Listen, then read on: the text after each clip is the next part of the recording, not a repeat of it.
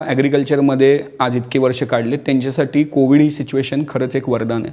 आमचा या वर्षीचा टर्नओव्हर 112 कोटीचा आहे आणि ॲग्रिकल्चर इंडस्ट्री इतकी वास्ट आहे, त्या स्वतः प्रोडक्टमध्ये इतकी कपॅसिटी आहे की ती प्रत्येक कंपनीचा टर्नओव्हर 5,000 ते 10,000 करोडपर्यंत घेऊन जाऊ शकतं. आणि ॲग्रिकल्चरमध्ये आत्ताच्या घडीला जी आपल्याला सर्वात मोठी गरज आहे ती त्या बिझनेसमधलं ग्लॅमर शेतकऱ्यांच्या मुलाला किंवा नवीन पिढीने बघण्याची गरज आहे.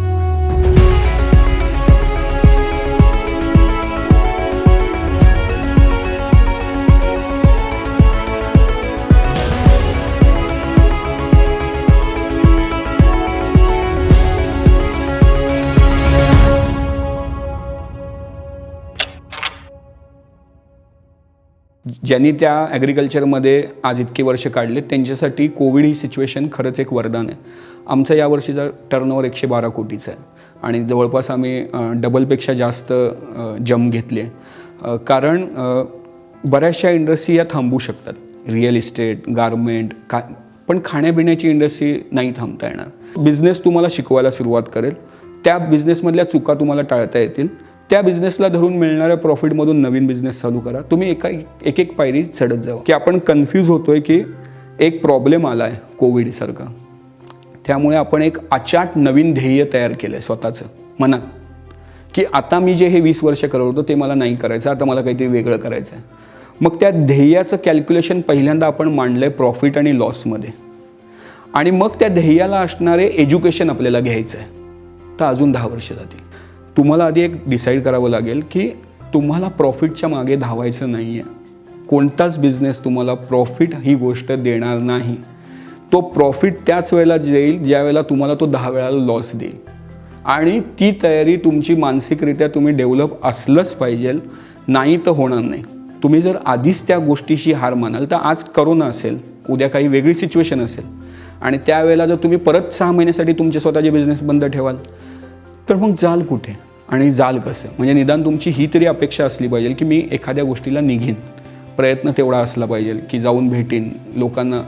कारण बिझनेस हा, म्हणजे मी अगदी 100 वेळा सांगेन की बिझनेस हा पैशाने नाही चालत. म्हणजे माझ्याकडे एवढे पैसे आहेत म्हणून तो बिझनेस चालतो आहे असं होत नाही. स्टार्टिंग पॉईंटला जे 50 प्रश्न असतात त्यापैकी कधीतरी 49 प्रश्नांची उत्तरं तुम्हाला स्वतःला शोधण्याची एक तयारी असली पाहिजे. ॲग्रिकल्चर एक्सपोर्ट म्हटल्यानंतर जे सगळ्यात नवीन मुलांच्या किंवा नवीन बिझनेसच्या डोक्यात येतं ते येतं दुबई. आपला मेंदू देवाने असाच बनवला आहे की जे सर्वात इझी आहे ना ते आपल्याला सर्वात योग्य वाटायला लागतं.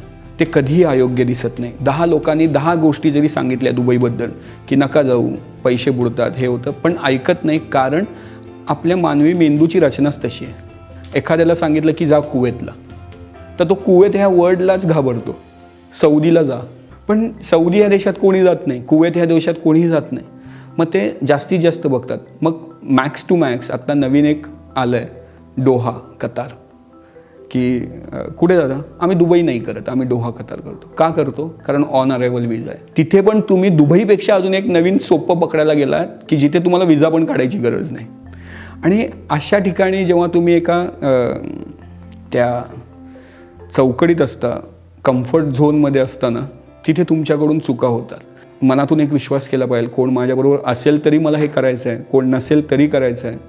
पण शक्यतो अशी एक तुमच्या ऑफिसमध्ये एक पॉझिटिव्ह एनर्जी तुम्ही बनवली पाहिजे की जिथे समविचारी लोक तुम्हाला येऊन जॉईंट होते.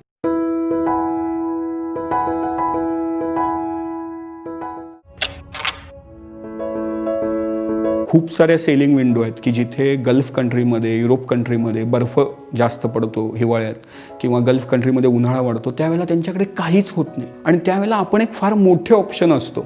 जळगावमधून शेतकरी आले, फोन आला की संत्र्याची आमचे बघा असं असं आहे आणि आम्हाला काही लोक व्यापारी येऊन सांगत आहेत आंध्राचे, केरळाचे, की करोनामुळे सगळी मार्केट बंद आहेत आणि यावेळेला संत्री चालणार नाही. आणि मी त्यांना उलटं सांगत होतो की यावेळेला संत्र्यांचे भाव सर्वात जास्त होतील कारण सी विटॅमिनची मागणी जास्त आहे. तर तुम्ही विकू नका ही गोष्ट आणि तुम्ही थोडासा होल्ड करा. कारण जेव्हा शेती फ्रूट तयार व्हायच्या आधी विकत घेतात एखादी इंडस्ट्री, त्यावेळेला ती फार कमी पैशामध्ये घेतली जाते आणि ते सौदे फार कमी पैशामध्ये होतात. मी शेतकऱ्यांना सांगत होतो, पण ते म्हणत होते की नाही आम्हाला पण निघता येत नाही बाहेर. मी त्यांना एक साधा सिंपल असा एक प्रश्न विचारलेला की असं तुम्हाला का वाटतं की जळगाववरून तुम्हाला मुंबई, पुणे, दिल्ली, नागपूर हे भाग तुम्हाला फिरता येणार नाहीत आणि तो जो व्यापारी आहे किंवा जो तो व्यापाऱ्याचा मुलगा आहे तो तुमच्या आत्ता घरात आहे मागचे 3 दिवस, तो आंध्रावरून आला, तर असं तुम्हाला का वाटतं की त्याला जे जमलं उलटं आंध्रातून इथे यायला तसं तुम्हाला नाही जमणार? शेती या गोष्टीकडे जेव्हा की आपल्या पूर्ण इकॉनॉमीची 80% ॲग्रिकल्चर आपण म्हणतो, ज्या ठिकाणी आपण आपल्या देशाला 80% हा शेतकऱ्यांचा देश आहे, त्यावेळेला जे 80% आहे त्याच्यामधलं आपल्या ना गव्हर्नमेंटने, ना आपल्या पालकांनी, ना शेतकऱ्याने शेतकऱ्यांच्या मुलांसाठी त्या प्रोडक्टमधलं ग्लॅमरच कधी दाखवलेलं नाही. एखाद्या गोष्टीमधलं ग्लॅमर दाखवणं का गरजेचं आहे? कारण जी यंग जनरेशन आहे ती 60-70% ब्रँडिंगवर चालते आणि ॲग्रिकल्चरमध्ये आत्ताच्या घडीला जी आपल्याला सर्वात मोठी गरज आहे ती त्या बिझनेसमधलं ग्लॅमर शेतकऱ्याने शेतकऱ्यांच्या मुलाला किंवा नवीन पिढीने बघण्याची गरज आहे. आणि ॲग्रिकल्चर इंडस्ट्री इतकी वास्ट आहे, त्या स्वतः प्रोडक्टमध्ये इतकी कपॅसिटी आहे की ती प्रत्येक कंपनीचा टर्नओव्हर 5,000 ते 10,000 करोडपर्यंत घेऊन जाऊ शकतात. ॲग्रिकल्चरवर कित्येक इंडस्ट्री डिपेंड आहेत. म्हणजे एखादं प्रोडक्शन चांगलं चालावं तर ट्रॅक्टर मॅन्युफॅक्चरिंग, फर्टिलायझर मॅन्युफॅक्चरिंग, ठिबक सिंचन, बाकी बऱ्याचशा म्हणजे ट्रान्सपोर्ट तुम्ही धरू शकता. सर्वात मी जास्त जे बोलीन ते तुमच्या डोक्यामध्ये असलेले नॉलेज किंवा आयडिया. एखादी गोष्ट, एखादा व्यक्ती, एखादा पॉईंट, एखादा टाईम असा असतो की जो कदाचित तुमच्या आयुष्याला कलाटणी देईल आणि जिथे तुम्ही तुमची आयडिया सांगितल्यामुळे ती तुमच्यासाठी फार अवघड असेल, पण जो ऐकतोय त्या 10 माणसांमध्ये, 20 माणसांमध्ये, त्या 1 माणसासाठी ती फार सोपी असेल. आणि आत्ताचा जर विचार केला तर मोठ्या मोठ्या भांडवलदाराच्या ज्या कंपन्या आहेत, जसं महिंद्रा अँड महिंद्रा आहे, रिलायन्स आहे, खूप साऱ्या मोठ्या कंपनीज कॉन्ट्रॅक्ट फार्मिंग आणि ओन फार्मिंगमध्ये येत आहेत. आणि ज्या वेळेला त्यांचं एक साम्राज्य प्रस्थापित होईल त्यावेळेला शेतकऱ्याला हे कळेल 10 ते 15 वर्षानंतर की माझ्या हातात असलेला एक फार मोठा बिझनेस मी माझ्या मुलाला देऊ शकलो नाही आणि त्याचा फायदा कदाचित एका फार मोठ्या इंडस्ट्रीने घेतला. आपल्याला बऱ्याचशा वेळेला ॲग्रिकल्चर या इंडस्ट्रीबद्दल थोडासा एक कॉमन किंवा ग्राउंड लेवलचा एक विचार करावा लागेल. लोक खाणं हे सोडणार नाही आणि त्यांची ती दैनंदिन गरज आहे. त्यामुळे जोपर्यंत लोक आहेत तोपर्यंत ते खाणार, जोपर्यंत ते खाणार तोपर्यंत ती ही इंडस्ट्री चालणार.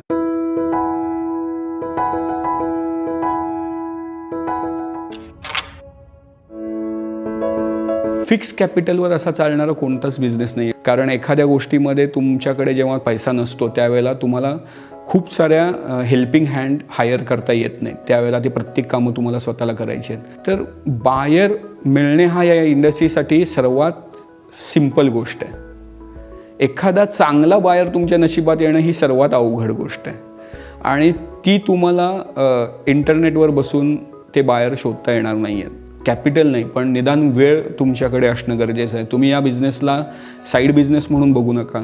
तुम्ही आत्ताची कोविडची सिच्युएशन पकडून की मला काहीतरी एक्स्ट्रा करायचं आहे असं म्हणून बघू नका की जेव्हा तुम्ही 8 तासाची नोकरी करत असता तेव्हा तुम्ही ॲक्च्युअल 8 तासाचा बिझनेस करता, पण जेव्हा तुम्ही स्वतःचा बिझनेस करता तेव्हा तुम्ही 24 तासाची नोकरी करताय.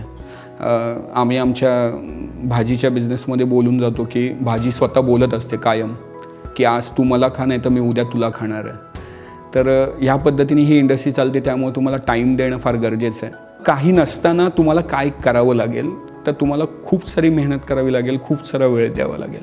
कारण एखाद्या गोष्टीमध्ये तुमच्याकडे जेव्हा पैसा नसतो त्यावेळेला तुम्हाला खूप साऱ्या हेल्पिंग हँड हायर करता येत नाही. त्यावेळेला ते प्रत्येक कामं तुम्हाला स्वतःला करायची आहेत. मला माझ्या अनुभवातून असं कळलं आहे की इवन बऱ्याचशा मोठ्या लोकांनी पण हे सांगितलेत की नवीन स्टार्टअप हे पैसे नसल्यामुळं नाही, पैसे असल्यामुळं फेल जातात.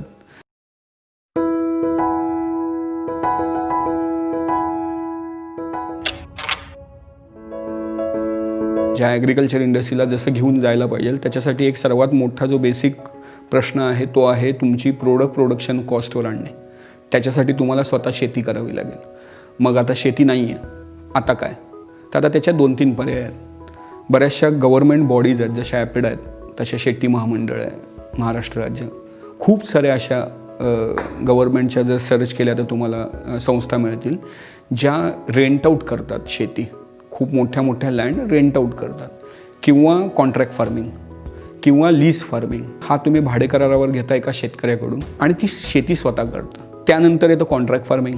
कॉन्ट्रॅक्ट फार्मिंगमध्ये शेती हा शेतकरी करतो, तुम्ही त्याच्याबरोबर काही सर्व्हिसेसमध्ये बांधील असता, fruit care, pre harvest, post harvest, आणि त्याच्यानंतर तुम्ही रेटला बांधील असता. नियत चांगली असलेले शेतकरी किंवा ॲज अ इन्व्हेस्टमेंट म्हणून घेतलेली शेतीची ॲग्रिकल्चर लँड तुम्ही घेण्याचा प्रयत्न केला पाहिजे आणि त्याच्यामध्ये त्यांच्याबरोबर कॉन्ट्रॅक्ट फार्मिंग केली पाहिजे. आणि थर्ड आहे ही गव्हर्नमेंटच्या ज्या मोठ्या लँड आहेत, ओन फार्मिंग ज्याला आपण म्हणतो, तो सर्वात आत्ता मला वाटतो की येणाऱ्या पुढच्या 5-1 वर्षामध्ये सर्वात स्टेबल ह्या ॲग्रिकल्चर इंडस्ट्रीच्या एक्सपोर्टला असलेला स्टेबल पाया आहे. कारण जर तुम्ही फॉरेनमध्ये गेलात तर फार फॉरेन कंट्रीमध्ये खूप साऱ्या लँड अवेलेबल आहेत, इथोपियासारख्या, वेस्ट आफ्रिकासारख्या, ईस्ट आफ्रिकासारख्या, ज्या गव्हर्नमेंट स्वतः सपोर्ट करायला तयार आहे. पण प्रत्येक बिझनेसमध्ये हा तुम्ही एका कुणाला तरी ज्याला फॉलो करताय त्याचा चष्मा एकदा तुमच्या डोळ्यावर असणं गरजेचं आहे. कारण तो कुठल्या नजरेनं बघतोय ह्याला विषयाला, हे जर जोपर्यंत तुम्हाला कळत नाही, किंवा आता आम्हाला नाही कळणार की चिकिटा आणि डेलमॉन्टे किंवा डोल कोणत्या सिच्युएशनला सामोरं जाऊन ते स्वतःला डेव्हलप करत आहेत, तर आम्ही आमचा बिझनेस 10 वर्षांत घालवून देऊ. ॲज अ ट्रेडर नाही चालणार हा बिझनेस, आम्हाला स्वतःची शेती करावी लागेल. तर मग त्याची पावलं आत्ता उचलली तर कदाचित 10 वर्षांत परत आपण एकदा बसू, त्यावेळेला असं होईल की बाबा आमची आज 10,000 एकर जमीन आहे. तर ह्या गोष्टींची तुम्हाला थोडीशी एक 5-10 वर्षाची फुटप्रिंट तुमची स्वतःची डेव्हलप करता आली पाहिजे. आज कुठे ना कुठेतरी जाऊन प्रत्येकाचा कुठे ना कुठे पहिल्यांदा एक पाया रचला गेला आहे, जो एक साधा होता तो एक ग्लॅमरस भूमिकेला आला आहे. तर त्याच्यासाठी तुमच्या पण बिझनेसची तुम्हाला एक फुटप्रिंट माहिती पाहिजे की तुम्ही कुठून चाललाय आणि तुम्हाला कुठे जायचं आहे.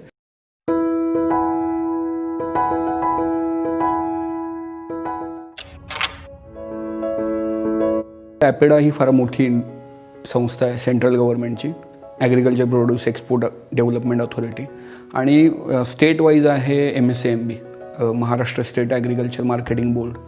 ह्या 2 कंपन्यांनी, नाबार्ड आहे त्याच्यामध्ये, पण ती शेतकऱ्यांशी रिलेटेड आहे. पण ह्या 2 संस्थांनी किंवा ह्या 2 गव्हर्नमेंट बॉडीनी फार मोठ्या प्रमाणात दोघांना मिलाप करून आणण्याचा प्रयत्न केला आहे. तिथे तुम्ही चांगली मदत घेऊ शकता. आज MSAMBने मी जर चुकत नसेल तर एक कोर्स काढला आहे की ज्याच्यामध्ये तुम्ही एक बेसिक कल्पना घेऊ शकता की एक्सपोर्ट आहे काय. त्याचा 3 का 4 दिवसाचा कोर्स आहे.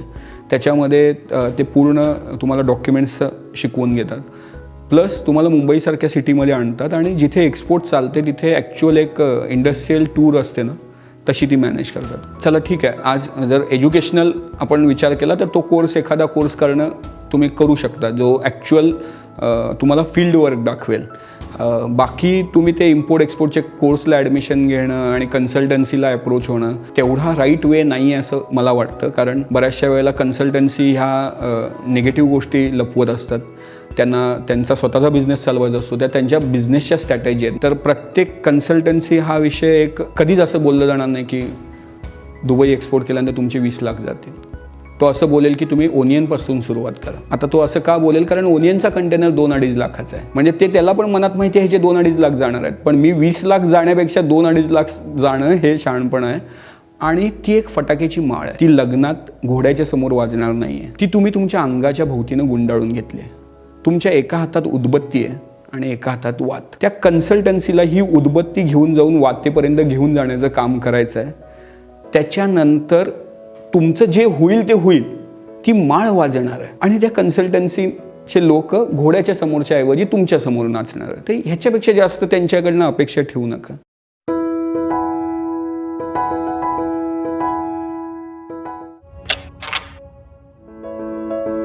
केळ्याचं एक्सपोर्ट करतो आम्ही. मेजर प्रोडक्ट आमचा केळी हा समजला जातो.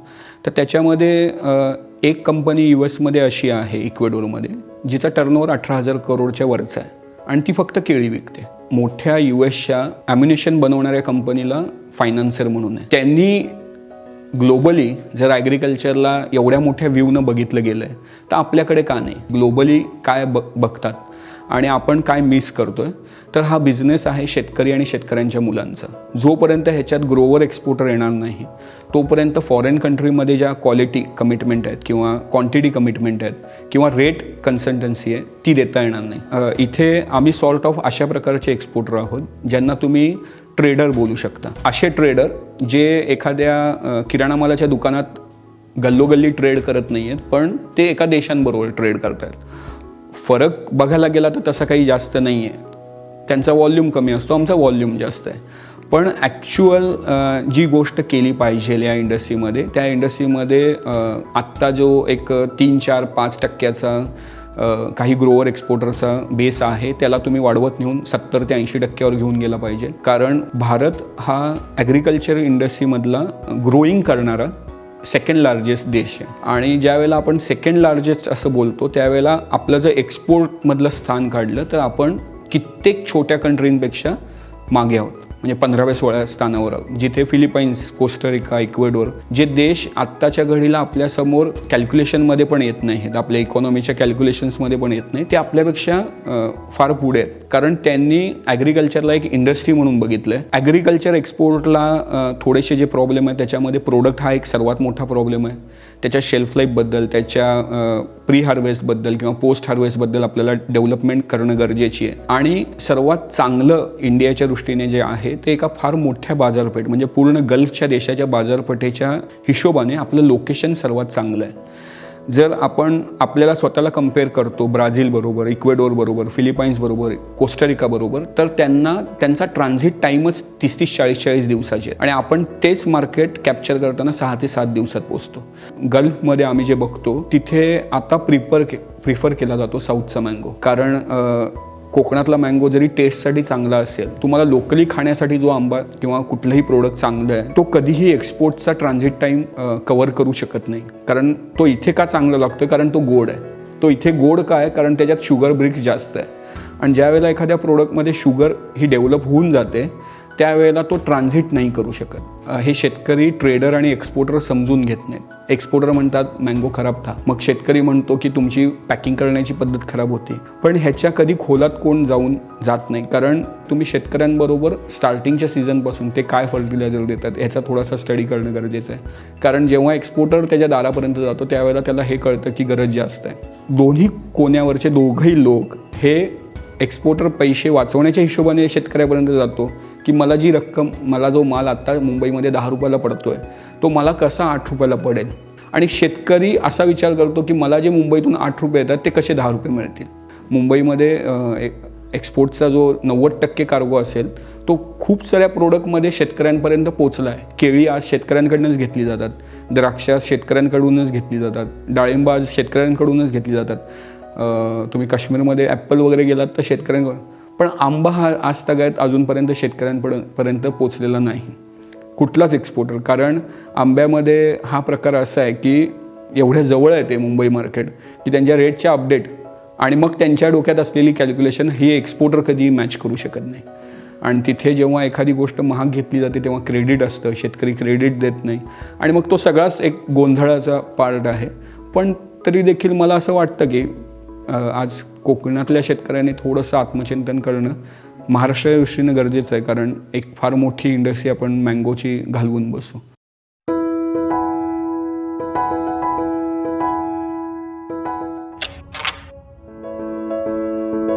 2016च्या एंडला एक अशा डबल फिगरचा लॉस आम्हाला झाला की ज्याच्यातून आम्ही उठूच शकत नाही.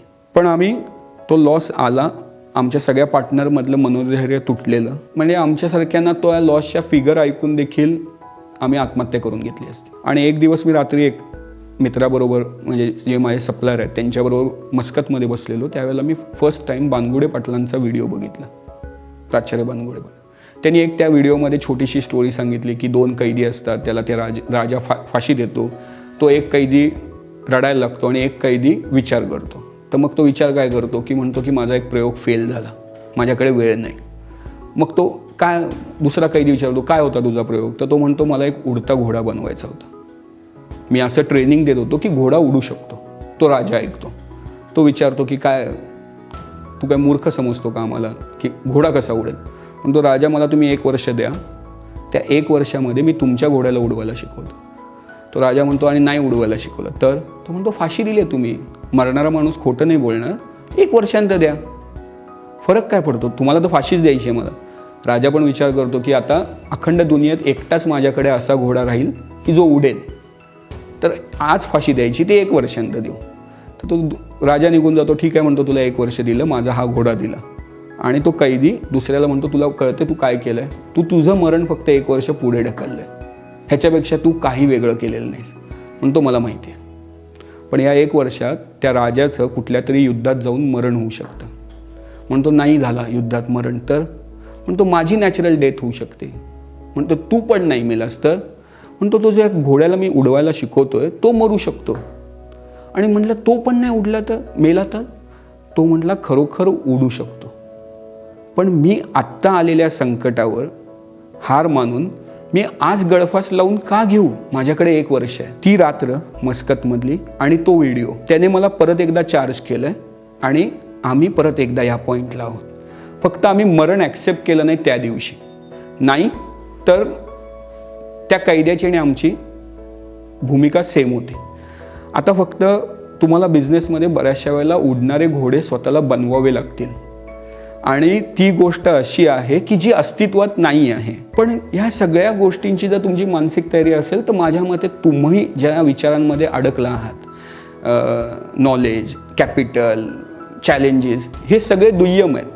प्रॉब्लेम तर खरे तेव्हा चालू होतील जेव्हा तुम्ही बिझनेस चालू कराल. आणि भीती मनात असणं गरजेची आहे. आलेल्या संकटांची भीती एक थोडीशी मनात असावी, नाही तर तुम्ही बेफिक्रे व्हाल आणि ती गोष्ट तुमच्या हातातनं चुका करून देईल. भीती असावी पण ती स्वप्नांच्या पेक्षा मोठी नसावी कधीच.